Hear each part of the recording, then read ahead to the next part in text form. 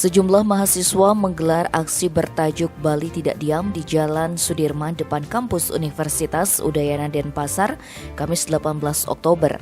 Dalam orasinya mereka mengkritik kebijakan pemerintah Presiden Joko Widodo yang dinilai gagal selama 2 periode. Juru bicara Aliansi Bali Tidak Diam yang juga Presiden BEM PM, Unut Muhammad Norfiansyah, dalam keterangan persnya mengatakan terjadi disorientasi regulasi dan kebijakan yang dikeluarkan akibat institusi-institusi politik telah dikuasai oleh kelompok 1% atau yang biasa disebut oligarki. Kebijakan yang dimaksud diantaranya pengesahan Undang-Undang Cipta Kerja dan Undang-Undang Minerba di tengah pandemi COVID-19.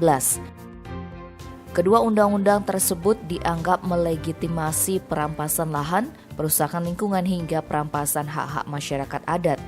Hal lain yang disoroti adalah rancangan undang-undang penghapusan kekerasan seksual yang tak kunjung disahkan. Sebagai bukti bahwa pemerintah tidak pernah berpihak kepada korban-korban kekerasan seksual, khususnya kaum perempuan. Peserta aksi Bali Tidak Diam menuntut pemerintah mencabut Undang-Undang Cipta Kerja dan aturan turunannya, lalu mencabut revisi Undang-Undang KPK dan pecat Firly Bahuri. Ketiga, sahkan RUU PKS versi draft masyarakat sipil. Keempat, cabut Undang-Undang Minerba. Kemudian, wujudkan reforma agraria sejati, hentikan komersialisasi, privatisasi, dan liberalisasi pendidikan. Selanjutnya, tarik militer organik dan non-organik di Papua.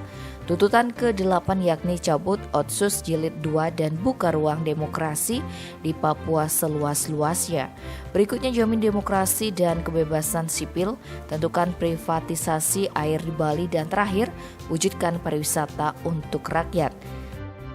Tim Bali Express melaporkan.